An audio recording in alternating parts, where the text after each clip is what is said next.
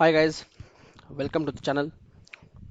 Today we will be looking at how to Dockerize or containerize the Postgres database and how to Dockerize or containerize the Pgadmin. A Pgadmin is a GUI which is used to manage the Postgres database. So we are going to containerize these two images and we need to connect Pgadmin which is running in one container towards the Postgre which is running in a different container. So both the container will connect together and we'll see how we can make use of this particular technology of containerization, or you can say Dockerization, and we will make use of this particular technology for our operation purpose. Maybe it can be a personal or it can be your corporate operations. So let's begin. First of all, you have to be logged in using the root user. So if you don't have a root privileges, so at least you should be a switch user using the sudo command. I've already done that, so I am in a root privileges now. So after root privileges, you have to run the command docker pull postgres, because this is the image which I want to get it pulled. So you have an option to put it latest, or without that also it will work. Or else if you have any specified version like 10 dot something, 11 dot something, or whatever a version, you can put it here. So it'll get downloaded. So I just wanted to do docker pull postgres, which will be the latest version will get pulled. So once I run this, so latest will be taken up and the corresponding latest package will get downloaded. So let's see what happens. So I will pause the video meanwhile because it might take a little time. So yeah, so there is an error. It says it is unable to get the response from this daemon. So what could be the issue is it I need to check the name server. Now to check the name server, you have to go to etc and then resolve.conf. In this you can see the name server is having something which is other some 127, which is something like an loopback IP. It's not a loopback IP, but it is some IP which is you know it is related to the container itself. So I have to give the name server which we use it in generally. So name server, and this is the Google name server 8.8.8.8. So once we do that, so the request will go to the Google name server and the download will begin. So let's see now. I've changed the name server and you see the difference after changing the name server, the download has started. So I will pause the video meanwhile unless the download is getting over. Once it is over, we will begin with the Pgadmin download. As you can see, the download is getting over. So it's almost got over. Few dependencies are left.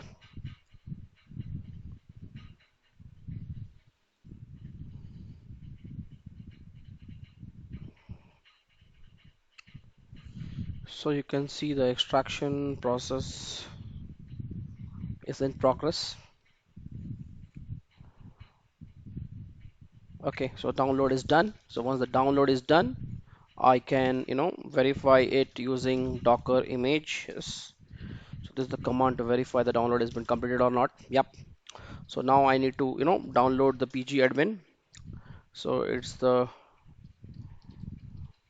package dpage slash pgadmin.pgadmin4.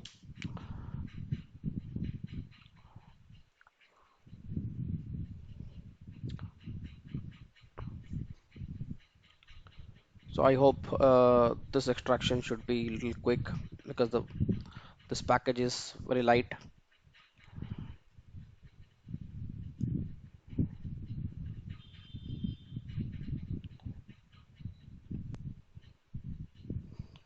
So it is getting over.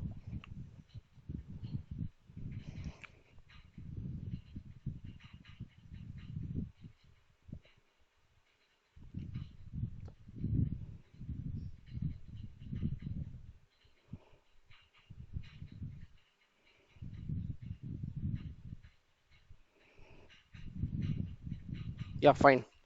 So the Pgadmin also has got downloaded now. So I need to verify it like Docker images.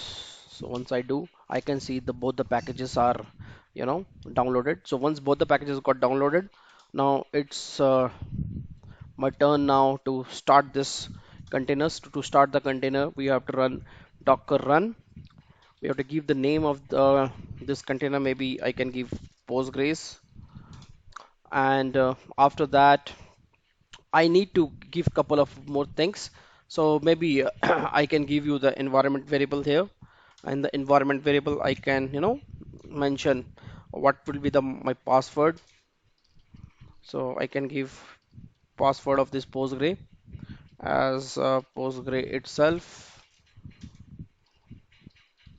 Okay, so I've done a spell mistake here. Okay, and then I will give the detach command, and I will give the name of the image. We'll run this. The container got created. I will verify the container. So once I verify the container, I see the Postgre container is started and running. But now the problem is the port is 5432 here, and this is an internal port inside the container. And if I want any communication, okay, from outside this particular container, I need to map an external IP and external port here.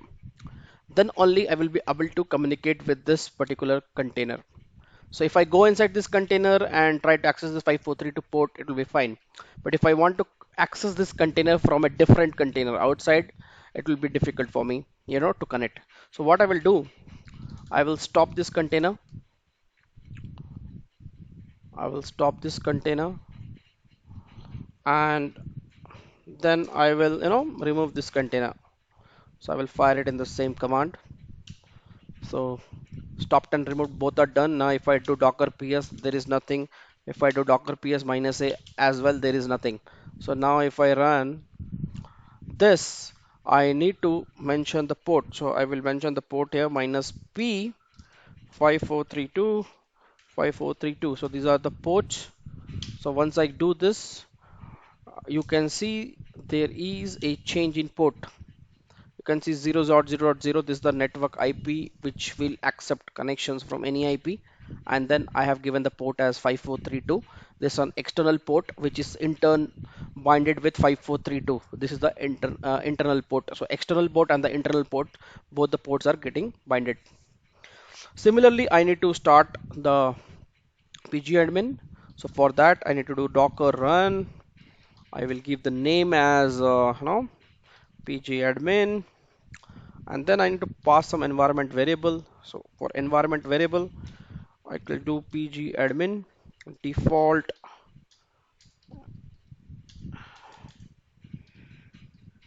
default email. I can give anything, any email ID. I can just give this. Then again, the another environment variable I can give as pgadmin default password. So make sure the spellings are okay, otherwise your container will fail. I will give it as admin, and then I have to give the port. So port I will give as 8080 and mapping with 80. 80 is the HTTP port. So internally it will get started with an HTTP server, which is the port 80, but we need to map it with 8080 outside, or any other port. This is as per your wish, whatever you want, you can do it. Okay. So I have decided 8080, so I have taken as this 8080 port. Inside should be always 80. Similar in the previous also in Postgre, whatever port you want to connect it outside, you can do it, because you might have constraint in giving the port as per your corporate or internal environment. So you can choose your external port wisely as per the requirement. Then I need to give the image ID, that is pgadmin4. So I will start this container. So container started up. So both the containers started up, you can see, and you can see here 8080 is the external port and 80 is the internal port. Here it's 5432, so, and bind it up with the 5432. Fine. So now we need to open a browser. I am going to open a browser.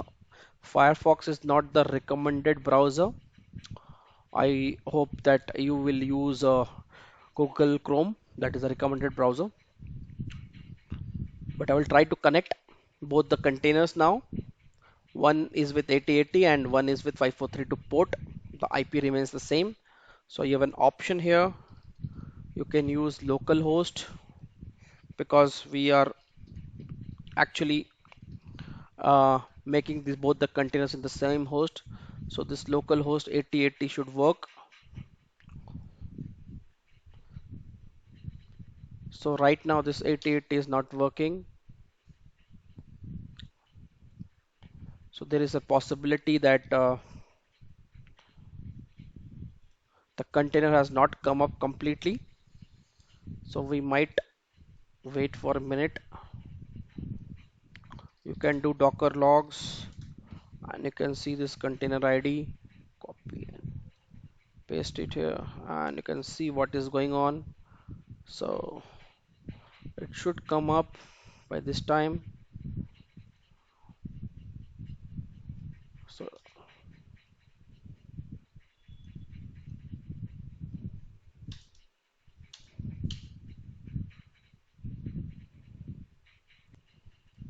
So you can see localhost 8080 has come up automatically. It might take little time, but it will come up for sure. And then you log in to the Pgadmin. So this is what you have logged into one of the container. Now our aim was to connect from this container to the next container, this other which is a Postgre here. So I will be creating a server. So server I can give as a Postgres. Now the server host is also a local host actually. So ideally this should communicate with each other.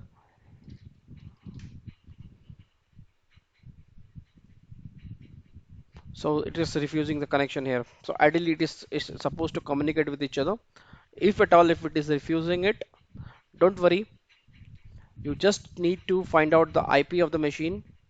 So what is the IP of my machine? I will just go to this terminal. I just want to find out the IP of the machine which I was working on. So I closed the terminal by mistake. So that's why I opened up a new terminal. I will get grep minus inet.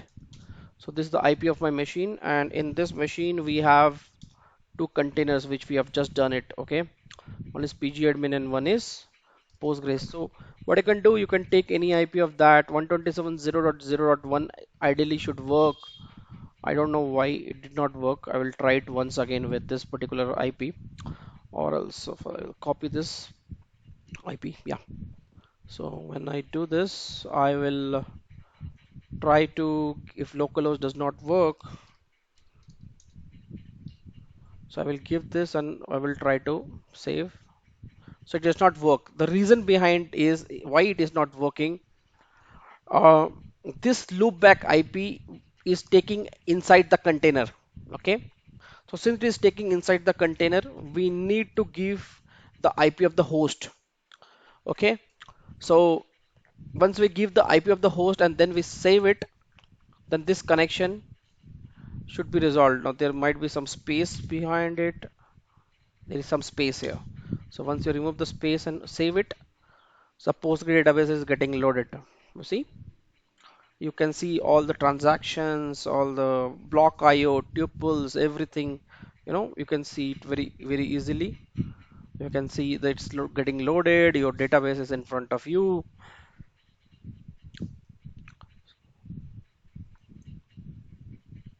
Okay, so you can see database. You can see the schemas. Inside the schemas, you can see the tables. You can see your tables also here as well. Okay. So you can see these transactions and database sessions and block IO have, you're getting a graph generated. So this is for an idle connection. So once, the transaction started up, so you can see there's a huge surge in this graph. So I'll come to know like how the things are working. Now, I will explain why the loopback IP or the localhost did not work. Okay. So the reason behind that was we when we are using the IP and 8080 port, the connection goes inside this container, and inside this container we have only Pgadmin and we don't have any port called 5432. Okay, so when we give loopback IP, so it doesn't work. So that is the reason we have to give the host IP, which is this IP, because 127.0.0.1 will exist in this container also. It will exist in this container also. So for a small demo, I can just show you. If I just want to try to open up this Pgadmin container, okay.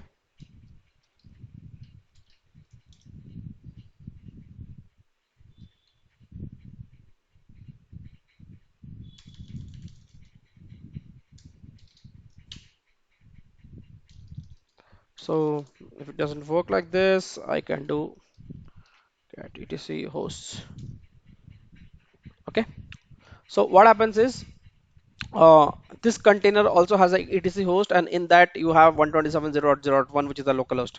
So it takes this local host from this container IP where we have only 8080 port up and running, and there is nothing else which is up and running here. We don't have 5432 up and running there, and that is the reason it was giving throwing an error. So since we have given the host IP, so these are the IPs which is of this particular container. So once we use the host IP like ifconfig -a, so these are the host IP. So in the host IP, we have 10.0.2.15. So this is the unique IP of this particular host, and this cannot be changed. You can have n number of loopback IPs depending upon of n number of VMs, n number of containers. So every container will have a loopback IP of 127.0.0.1, but this IP will remain same. It will not change. It's a unique IP. So you can make use of this IP, for connecting with any of your, application from inside container, one container to another container, or exposing some port outside your container, so that you can connect it from, from a different VM or from a different host altogether. So this is all about for today's session, where we can connect from one container to another container. One simple example wherein a Pgadmin is hosted in a different container and a Postgres database is hosted in a different container. So we are communicating from one container to the another container. So this is what is the like a simple example. So similar sort of setup, I will be doing it in an AWS environment. So this experiment was done in a VM which is part of an on-prem solution. So similar setup we can also do it in AWS. The entire video remains the same. Only thing is we have to download this Docker and to create the images in an EC2 environment. Rest everything remains the same. So I hope you like the video. And if you have any questions regarding this topic or any other topic, you can always comment. We can discuss on that. Any troubleshooting, any issues which you are facing, we can, brainstorm that and we can find a solution. And finally, I will ask you to subscribe my channel so that any new videos comes in, you will get a notification, and you can, it will help you for, for seeing it, or, to view it, and for your, virtual classes. So thank you guys. We'll see you in the next video. Thank you very much.